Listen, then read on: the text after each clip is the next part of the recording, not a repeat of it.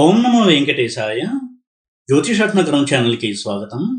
ఈ వీడియోలో ఒక జాతకంలో పితృదోషం ఉంది అని ఎలా తెలుసుకోవచ్చు, పితృదోషాన్ని సూచించే కాంబినేషన్స్ ఏమిటి, పితృదోషం కనుక ఉన్నట్టయితే వారి జీవితంలో వారి కుటుంబంలో ఎలాంటి లక్షణాలు మనం చూడొచ్చు, అలాగే పితృదోషానికి ఎటువంటి నివారణ లేదా పరిహారం అనేది ఉంది, ఈ విషయాల్ని తెలియచేస్తాను.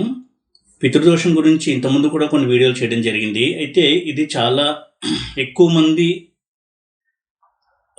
ఫోకస్ చేసేటువంటి టాపిక్ పితృదోషం. ఈ రోజుల్లో చూసినట్టయితే పితృదోషం వలన చాలా చాలా సమస్యలు ఎదుర్కొంటున్నటువంటి జాతకుల్ని చూడొచ్చు.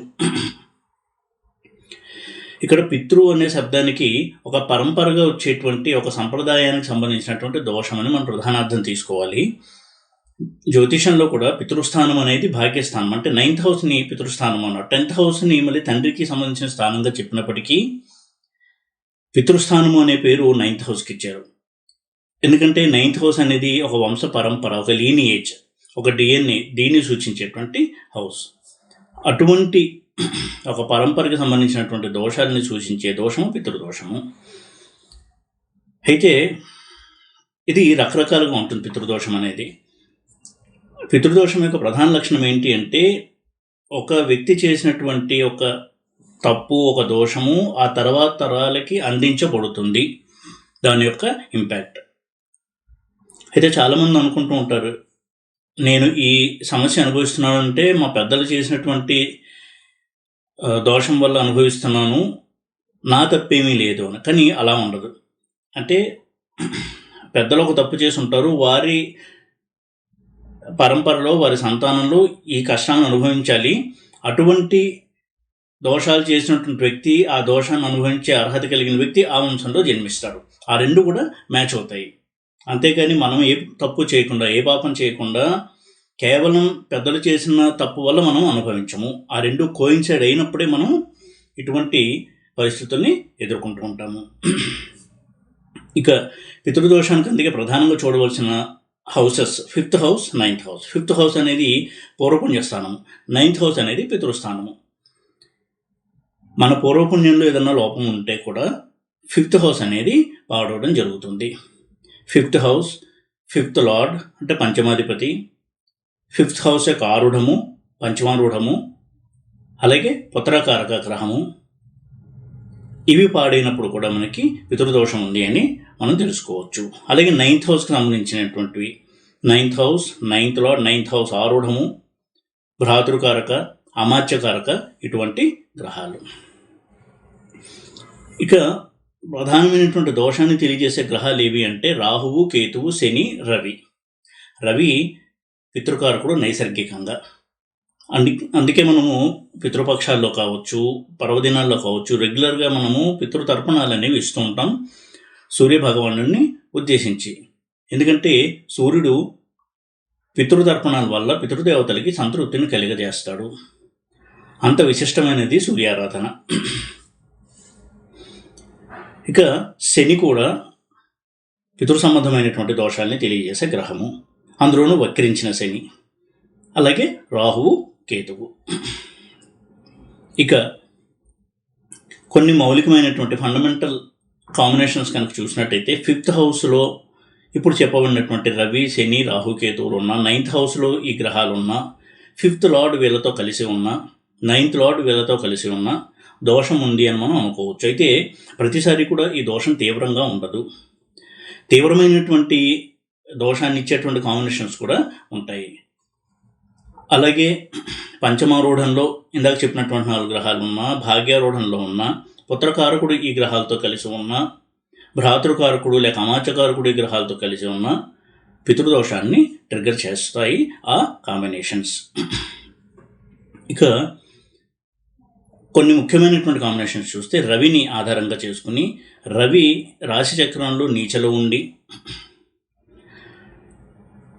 నవాంశలో, అంటే నీచలో ఉన్నాడు తులలో ఉంటాడు రవి, నవాంశలో మకరంలో కానీ కుంభంలో కానీ ఉండి, రవి ఉన్నటువంటి రాశికి రెండు వైపులా పాపగ్రహాలు ఉన్నట్టయితే అది పితృదోషంగా చెప్పబడింది. అలాగే రవి పంచమాధిపతి అయ్యి కోణంలో ఉండడం, లగ్నంలో కావచ్చు, పంచమంలో కావచ్చు, భాగ్యంలో కావచ్చు ఉండి రెండు వైపులా రవి ఉండేటువంటి రాశికి వెనక ముందు కూడా పాపగ్రహాలు, అంటే ఇక్కడ నైసర్గిక పాపగ్రహాలే తీసుకోవాలి. నైసర్గిక పాపగ్రహాలు ఉండి పాపగ్రహాల చేత చూడబడుతూ ఉంటే అది కూడా పితృదోషంగా చెప్పబడింది. ఇక గురువుకి రవికి కూడా పితృదోష సంబంధం ఉంది. గురువు ఎప్పుడైతే రవి ఇంట్లో ఉంటాడో అది దోషంగా చెప్పారు. అది పితృదోషంగా కూడా మనం పరిగణించాలి. అయితే ప్రతిసారి ఆ తీవ్రత ఎక్కువ ఉండదు, కానీ ఎవరికైతే గురువు సింహరాశిలో ఉంటారో వారికి జ్యేష్ఠ సంతానం వల్ల ప్రాబ్లం ఉంటుంది. ఇది ఎన్నో సందర్భాల్లో మనం గమనించవచ్చు. అందుకే గోదావరి నదికి పుష్కరాలు వచ్చినప్పుడు వివాహాలు చేయొద్దు అంటారు. ఎందుకంటే సింహరాశిలోకి గురువు ప్రవేశించినప్పుడు వివాహం చేసి ఆ సంవత్సరంలోపే కనుక వాళ్ళకి సంతానం కలిగినట్టయితే వారికి ఆ పితృదోషం అనేది వస్తుంది, కాబట్టి వద్దని చెప్పారు. అలాగే లగ్నాధిపతి పంచమంలో ఉండడము, అలా ఉన్నప్పుడు లగ్నాధిపతి బలహీనంగా ఉండి పంచమాధిపతి రవితో కలిసి అస్తంగత్వం చెంది ఈ లగ్నంలోనూ పంచమంలోనూ పాపగ్రహాలు కనుక ఉన్నట్టయితే అది కూడా పితృదోషాన్ని ఇస్తుంది. అంటే ఇక్కడ రవి యొక్క పాత్ర, లగ్నం యొక్క పాత్ర ఎంత ముఖ్యంగా చెప్పబడిందో మనం గమనించాలి. అలాగే 10th హౌస్ అనేది కూడా పుణ్యకర్మలకి, పితృకర్మలకి సూచనలు ఇచ్చేటువంటి హౌస్. అది క్షేత్ర దర్శనము, తీర్థయాత్రలు, పితృకర్మలు ఇవన్నీ కూడా 10th హౌస్ నుంచి చూస్తుంటాం మనం. తండ్రికి సంబంధించిన హౌస్ కూడా 10th హౌస్. ఈ 10th హౌస్తో కూడా కొన్ని పితృదోషాలు ఏర్పడుతూ ఉంటాయి. పంచమాధిపతి రాజ్యాధిపతి అంటే 5th lord 10th lord exchange అవ్వడము, అలా అయినప్పుడు పంచమంలో పాపగ్రహాలు ఉండి లగ్నంలో కూడా పాపగ్రహాలు ఉంటే అది కూడా పితృదోషాన్ని కలుగజేస్తుంది, నైసర్గిక పాపగ్రహాలు. అలాగే తీవ్రగ్రహం అయినటువంటి కుజుడు 10th హౌస్తో సంబంధం వల్ల కూడా కుజదోషం, ఈ పితృదోషం అనేది ఏర్పడుతుంది. కుజుడు కనుక 10th లార్డ్ అయ్యి రాజ్యాధిపతి అయ్యి అటువంటి కుజుడితో పంచమాధిపతి లగ్నాధిపతి కలిసి ఉండి పంచమంలో రాజ్యంలో కనుక పాపగ్రహాలు ఉంటే అది కూడా పితృదోషంగా చెప్పారు. అందుకే కుజుడు వల్ల ఏర్పడినటువంటి పితృదోషాన్ని చూసినట్టయితే వారి ఇంట్లో ఎప్పుడు కూడా అనారోగ్యము, యాక్సిడెంట్స్, అకాల మరణాలు ఇవి మనం గమనించవచ్చు. సడన్గా ఏదో పెద్ద సర్జరీ జరిగి చనిపోవడము, ఇటువంటి సందర్భాలన్నీ కూడా చూడొచ్చు కుజుడు కనుక పితృదోషం కాంబినేషన్లో ఇన్వాల్వ్ అయినట్టయితే, పార్టిసిపేట్ చేసినట్టయితే. అలాగే రాజ్యాధిపతి దుస్థానాల్లో ఉన్నప్పుడు కూడా గురువు పాపగ్రహాల చేత చూడబడుతూ ఉండడము, అంటే ఇక్కడ గురువు యొక్క బలం కూడా తగ్గాలి, 10th లార్డ్ దుస్థానాల్లో ఉండాలి, అలాగే లగ్నాధిపతి పంచమాధిపతి పాపగ్రహాలతో కలిసి ఉండాలి. అంటే గురువు, లగ్నము, పంచమము, రాజ్యము ఇవన్నీ కూడా పితృదోషం కాంబినేషన్లో ఉన్నప్పుడు తప్పకుండా అది కూడా కొంత పితృదోషం కలగజేస్తుంది. రవి అష్టమంలో ఉన్నప్పుడు, అలా ఉండి శని పంచమంలో ఉండి పంచమాధిపతి రాహుతో కలిసి ఉండి లగ్నంలో కొంచెం పాపగ్రహాలు ఉండడం, ఇటువంటి కాంబినేషన్స్ అన్నీ కూడా పితృదోషాన్ని సూచిస్తాయి. ప్రధానంగా అర్థం చేసుకోవాల్సింది రాహువు, కేతువు, శని, రవి యొక్క పాత్ర ఉన్నట్టయితే తప్పకుండా పితృదోషాన్ని ట్రిగర్ చేస్తుంది. పంచమము, భాగ్యము దూషితం కాకూడదు. వక్రించిన గ్రహాలు, అస్తంగత్వం చెందిన గ్రహాలు ఇవన్నీ కూడా పితృదోష తీవ్రతని పెంచుతాయి. ఇక పితృదోషం కనుక ఉన్నట్టయితే ఎటువంటి లక్షణాలు ఆ ఫ్యామిలీలో మనం గమనించవచ్చు అనేది కనుక చూసినట్టయితే, కొంతమందికి వివాహం అయిన తర్వాత ఎప్పటికీ కూడా కన్సీవ్ కారు, గర్భధారణ అనేది చేయలేకపోతారు మెడికల్ రీజన్స్ వల్ల, లేదా ఒకవేళ వాళ్ళు కన్సీవ్ అయినా మిస్క్యారేజెస్ ఎక్కువగా అవుతూ ఉంటాయి. ఇలా అవుతుంది అంటే అక్కడ పితృదోషం ఉంది అని అర్థము. చివరికి వేరే ఎవరినో వాళ్ళ రక్త సంబంధికులు కూడా కాని వారిని తెచ్చి పెంచుకుంటూ ఉంటారు. అటువంటి చార్ట్స్ కూడా చూశాను, అక్కడ ప్రబలమైనటువంటి పితృదోషం అనేది ఉంది. పితృదోషం యొక్క లక్షణం ఏంటి అంటే ఆ జాతకుడికి చనిపోయిన తర్వాత అపరకర్మలు, ఉత్తర క్రియలు చేసేటువంటి అదృష్టం ఉండదు. ఇది అసలు పితృదోషం యొక్క ప్రధానమైనటువంటి అర్థము, లక్ష్యము కూడా. అంటే మనకి ఉత్తమోక్తులు కలగడానికి చాలా అవరోధాలు కలుగుతాయి పితృదోషం కనుక ఉన్నట్టయితే జాతకంలో. ఎందుకంటే ఇక్కడ ఉన్నన్నాళ్ళు మనం బతకడానికి ఎన్నో సదుపాయాలు, వనరులు ఉన్నాయి, మన తెలివితేటలు ఉన్నాయి, అన్నీ ఉన్నాయి. కానీ ఈ శరీరాన్ని విడిచి వెళ్ళిన తరువాత మనం ఉత్తమ లోకాలకు వెళ్ళాలి అంటే ఇక్కడ ఉన్నటువంటి మన సంతానమే అటువంటి కర్మల్ని, క్రియల్ని చెయ్యాలి. ఆ అదృష్టం ఉండాలి అంటే పితృదోషం ఉండకూడదు. ఆ అదృష్టం లేదు అంటే ఏదో ఒక దోషం అనేది వారి యొక్క వంశంలో ఉంది అని అర్థము. ఈ విషయాన్ని కనుక గమనించినట్టయితే మనం చాలా చాలా జాగ్రత్తలు తీసుకుంటూ ఉంటాం. మనం చేసిన పుణ్యం కానీ, మనం చేసిన పాపం కానీ మనతో ఆగదు, మన తర్వాత తరాలకు ఫ్లో అవుతుంది. ఈ బేసిక్స్ని కనుక మనం అర్థం చేసుకుని డైజెస్ట్ చేసుకోగలిగితే చాలా మటుకు అందరూ కూడా సక్రమమైనటువంటి, ధర్మబద్ధమైనటువంటి జీవితాన్ని గడపడానికే సాయశక్తుల కృషి చేస్తారు. అలాగే సాధారణంగా పుత్ర సంతానం అంటే కొడుకు చక్కటి అధికారాన్ని కలిగి ఉంటాడు ఉత్తర క్రియలు చేయడానికి. అటువంటి ఒక సందర్భం అనేది వారి లైఫ్లో ఉండదు. వారికి ఎక్కువగా స్త్రీ సంతానమే ఉంటుంది. ఇక్కడ స్త్రీ సంతానం తక్కువ అని కాదు, పురుష సంతానం ఉండదు. దానివల్ల అధికారం ఉన్నటువంటి సంతానమైన పురుష సంతానం నుంచి వారికి ఉత్తర క్రియలు జరగవు. అలా ఒకవేళ చేయలేకపోయినా చాలా దానికి ఆల్టర్నేటివ్స్ ఉన్నాయి, ఎవరు చేయొచ్చు అని. కానీ అవన్నీ ఎంతవరకు ప్రాక్టికల్గా పాసిబుల్ అవుతాయి అనేది ఇక్కడ మనం గమనించాలి. మన కడుపున పుట్టిన పిల్లలైతే గ్యారంటీ ఉంటుంది, అట్లీస్ట్ మనం అనుకోవచ్చు బ్రతికుండగా వీరు మనకి తర్వాత అన్నీ కూడా సక్రమంగా చేస్తాడు అని. స్త్రీ సంతానం ఎక్కువగా ఉంటుంది. అలాగే కుటుంబ సభ్యుల మధ్య ఎక్కువగా తగాదాలు, ఎప్పుడూ తగాదాలు. అన్నదమ్ముల మధ్య అన్న అక్క, అన్న చెల్లి, అక్క చెల్లి, ఇలా ఎప్పుడూ ఆస్తి తగాదాలను ఏదో విషయంలో కొట్టుకుంటూనే ఉంటారు. ఇంట్లో ఒక మనశ్శాంతి అనేది ఉండదు. వారికి వివాహాలు అయిపోయి వారి పిల్లలు పెద్ద అయినా కానీ వీళ్ళ మధ్య భేదాభిప్రాయాలు ఎప్పుడూ ఉంటూనే ఉంటాయి. ఎప్పుడు కలుసుకుని ఏదో ఒక ఘర్షణ, ఏదో ఒక ఆర్గ్యుమెంట్. ఇటువంటి వాతావరణం ఉంది అంటే అది కూడా పితృదోషం యొక్క లక్షణం అని అర్థం చేసుకోవాలి. ఇక ఎడ్యుకేషన్లో, కెరియర్లో ఎప్పుడు కూడా బ్రేక్స్.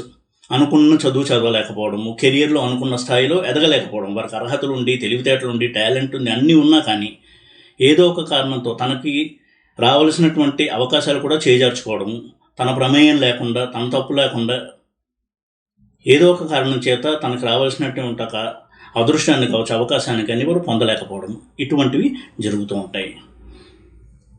ఎప్పుడు కూడా కుటుంబంలో అశాంతి, ఏదో ఒక విషయం గురించి ఆందోళన, ధనం ఎక్కువగా ఖర్చు అయిపోతూ ఉండడం, ఇలాంటివన్నీ ఉన్నాయంటే ఒకసారి చెక్ చేసుకోవాలి పితృదోషం కానీ ఉందా మన చార్ట్లో అని. అలాగే ఇంకా ప్రబలంగా ఈరోజు చూస్తున్నది కలిగిన సంతానము అనారోగ్యంతో జన్మించడం, ముఖ్యంగా మానసిక పరమైనటువంటి అనారోగ్యంతో. ఆటిజం అనేది చాలా కామన్గా చూస్తున్నాం. దీనికి కారణము పితృదోషము. అంటే మనం కూడా గత జన్మల్లో ఏదో పాపం చేశాము, తప్పు చేశాము, అటువంటి తప్పు చేసినటువంటి పెద్దలు ఉన్నటువంటి ఆ వంశంలో మనం పుట్టాము. ఆ రెండు కూడా మ్యాచ్ అవుతాయి. అందుకే ఈరోజు ఆటిజం అనేది అంత ఎక్కువగా మనం చూస్తున్నాము. ఎప్పుడూ కూడా ఒక మౌలికమైనటువంటి సూత్రాన్ని గుర్తుపెట్టుకోవాలి.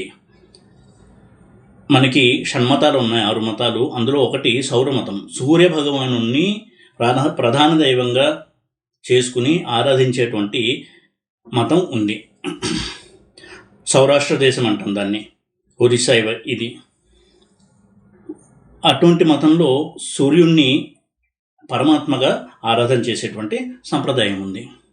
ఎప్పుడైతే మనం నిష్ఠలతో, నియమబద్ధంగా, శాస్త్రంలో చెప్పినట్టుగా సూర్యుడిని ఆరాధన చేస్తూ సూర్యభగవాన్ని అవమానించకుండా ఉంటాము, వారికి కుటుంబ వృద్ధి ఉంటుంది,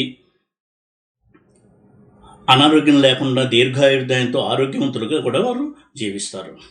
అయితే ఒక్కసారి ఇప్పుడు ఉన్నటువంటి పరిస్థితులకి పితృదోషం ఎంతవరకు కారణమని మనం ఆలోచిస్తే, మన జీవన విధానంలో కూడా మనం సూర్యభగవానుని దూషించేటువంటి పనులే ఎక్కువగా చేస్తున్నాము. స్త్రీ తైల మధుమాంసాన్ని ఏచ్చేదంతి రివేర్దినే అన్నారు. అంటే ఆదివారం రోజున మద్యం సేవించడము, మాంసాహారం తినడము ఇవి నిషిద్ధము. ఇవి చేసినట్టయితే వారికి 7 జన్మల వరకు ఆ దోషం ఉంటుంది అని చెప్పారు. అలాగే ఆదివారం ఏ పనులైతే చేయకూడదో అవే ఎక్కువగా చేస్తున్నాము. జుట్టు కత్తిరించుకోవడం, గోళ్ళు తీయడము, నాన్ వెజ్ తినడము, ఇవన్నీ కూడా ఆదివారం చేయకూడదు. చాలా పవిత్రమైన దినంగా చూడాలి ఆదివారం. ఇతర మతాల్లో దాన్ని సబాత్ అన్నారు, జూసు, క్రిస్టియన్స్. అందుకే సండే హాలిడే ఇచ్చారు. సండే చర్చికి వెళ్ళేటువంటి నియమం పెట్టుకున్నారు. ఎందుకంటే సండే రోజు, ఆదివారం రోజు సూర్యభగవానుడికి ప్రీతికరమైన రోజు కాబట్టి, ఆయన ప్రత్యక్ష దైవం కాబట్టి ఆయన తృప్తిపడేటువంటి పనులే చేయాలి. మెటీరియలిస్టిక్ వర్క్స్ అంటే ధన సంపాదన, వ్యాపారము ఇది కాకుండా కేవలం భగవంతుడి కోసం జీవితాన్ని గడపాలి ఆదివారం రోజు అనేటువంటి కాన్సెప్ట్ ఇతర మతాల్లో కూడా ఉంది. మన మతంలోనూ ఉంది అది. అయితే ఇప్పుడు దాన్ని మనం విస్మరిస్తున్నాము. ఆదివారం రోజే చికెన్ షాపులు, ఈ నాన్ వెజ్ షాపులు అన్నీ కిటకిటలాడిపోతూ ఉంటాయి. హెయిర్ కటింగ్కి ఆ రోజు వెళ్తారు, ఎందుకంటే ఆ రోజు సెలవు కదా. గోల్డ్ తీసుకోవడం, ఇక ఇతర చండాలాలు ఇవేవి కూడా ఆదివారం రోజు చేయకూడదు. ఆదివారం రోజు ఉపవాసం ఉండాలి అనేది కూడా నియమం ఉంది. ఇవన్నీ ఎప్పుడైతే మనం విస్మరిస్తున్నామో, ఆరోగ్యం భాస్కరాదిచ్చేత అన్నారు. మనకు ఆరోగ్యం కావాలంటే సూర్యభగవానుని ఆరాధన చేయాలి, సూర్యుడికి ప్రీతికరంగా మనం జీవించాలి. అలా జీవించటం లేదు కాబట్టే మనము తీవ్రమైనటువంటి అనారోగ్యాన్ని కొని తెచ్చుకుంటున్నాము. కలియుగ లక్షణాల్లో ఉగ్రరోగ సంకలితులు అన్నారు, అంటే భయంకరమైనటువంటి రోగాలు వచ్చి బాధపడేటువంటి వాళ్ళు ఉంటారు అని. అది కనుక చూస్తే నిజంగానే ఆ పరిస్థితులు చూస్తున్నాము. బీపీ, షుగర్ ఇవన్నీ కూడా ప్రాణాంతకమైనటువంటి వ్యాధులు, హార్ట్ డిసీజెస్. ఎందుకు ఇవి వస్తున్నాయంటే కొంత మూలాల్లోకి వెళ్ళి చూసినట్టయితే మన జీవన విధానమే కారణం. ఇటువంటి జీవన విధానం వల్లనే సూర్యభగవానుడిని మనం అవమానించడం వల్ల కూడా పితృదోషం అనేది ఏర్పడుతుంది అనేది మనం ఇప్పుడు ఒక ఐడియా అనేది పెట్టుకోవాలి. మన శాస్త్రంలో జీవించి ఉన్నంతకాలం ఎలా సుఖంగా జీవించవచ్చు, మరణించిన తర్వాత కూడా ఎలా సుఖంగా ఉండొచ్చు అని అన్ని రూల్స్ ఇచ్చేశారు, రూల్ బుక్స్ అన్నీ ఇచ్చేశారు.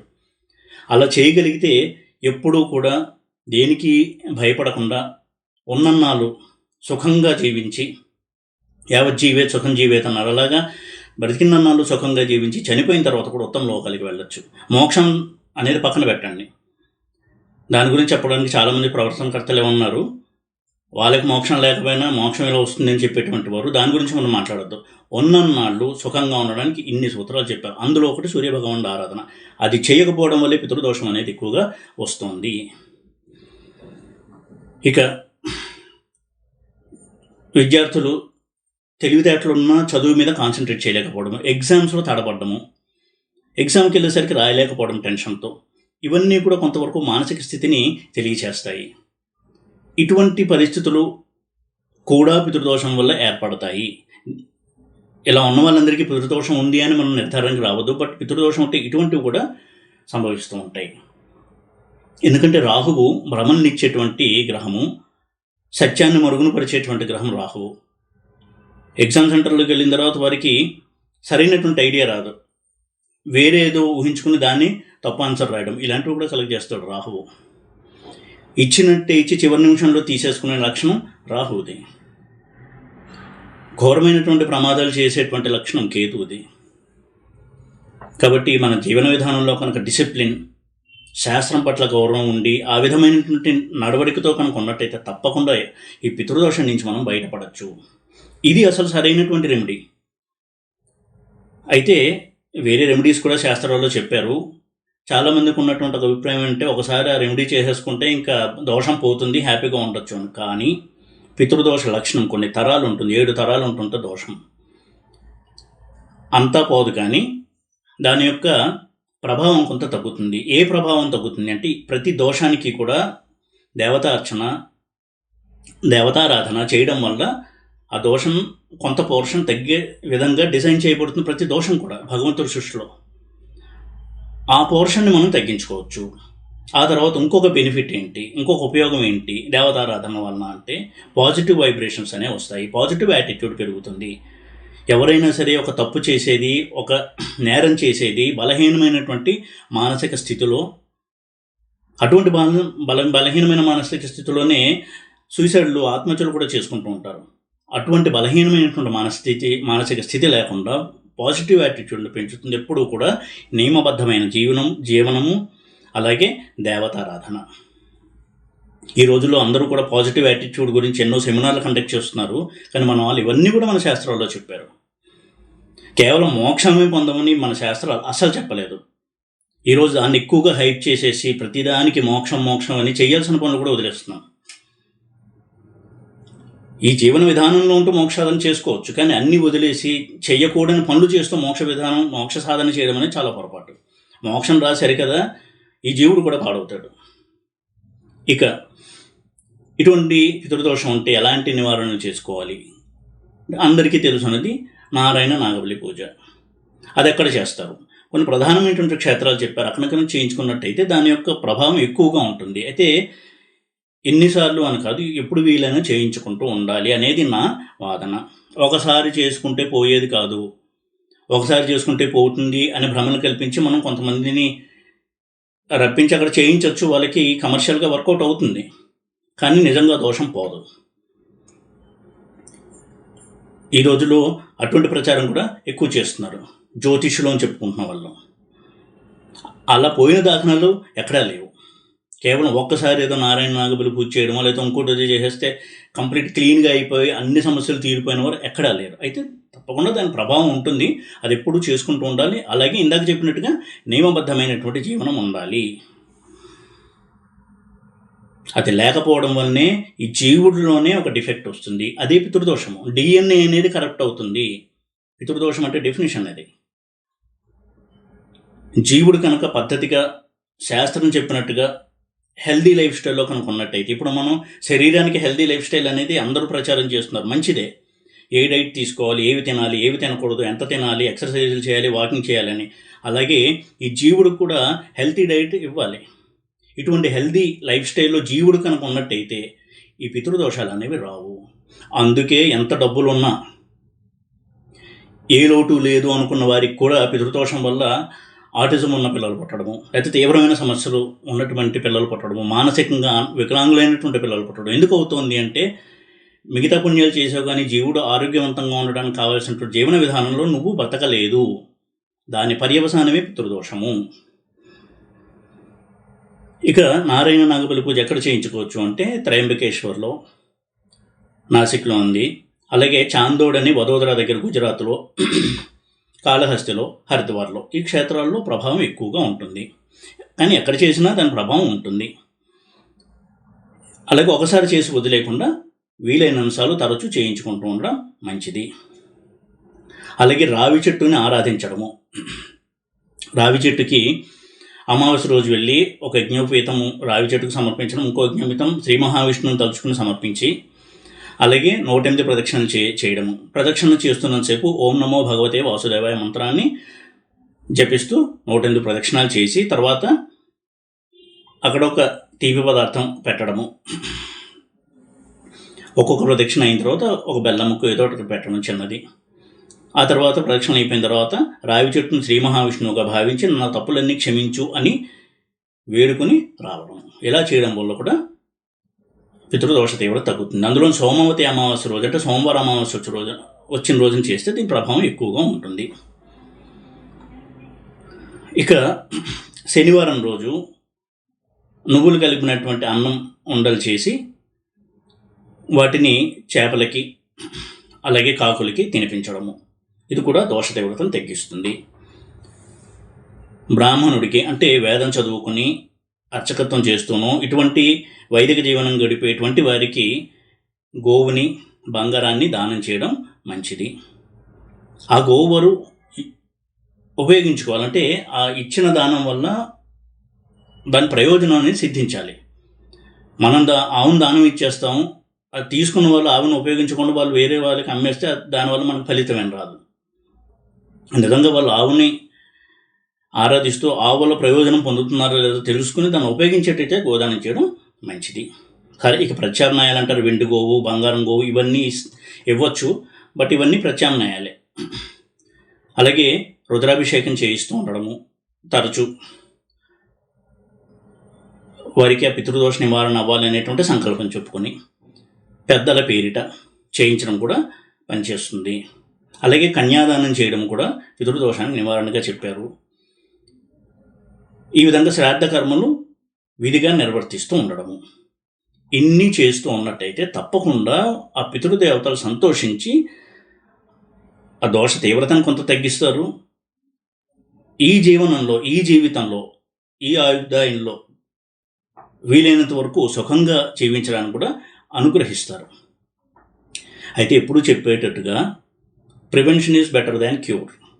అంటే రోగం వచ్చినప్పుడు మందేసుకోవడం కంటే రోగం రాకుండా చూసుకోవడం చాలా మంచిది. కాబట్టి మన జ్యోతిష్ శాస్త్రంలో ఇవన్నీ కూడా చెప్పబడ్డాయి. అందుకే జ్యోతిష విద్య అనేది ఆధ్యాత్మిక విద్య అన్నారు. పాపాలు గడిగేసే విద్య కాదు. దయచేసి దాన్ని ఆ విధంగా ఎవరు ప్రచారం చేయకండి. నేను ఇలాగే ఉంటాను, నా పాపిష్ట ఆలోచనలతోనే ఉంటాను, కానీ ఏదైనా ఒక హోమము, పూజో, దానమో, అభిషేకమో చేస్తే నా దోషాలు పోవాలి. అసలు అలా చేయడమే పెద్ద పాపం. పాపాలు పోవసరి కదా ఇంకొన్ని పాపాలు చుట్టుకుంటాయి.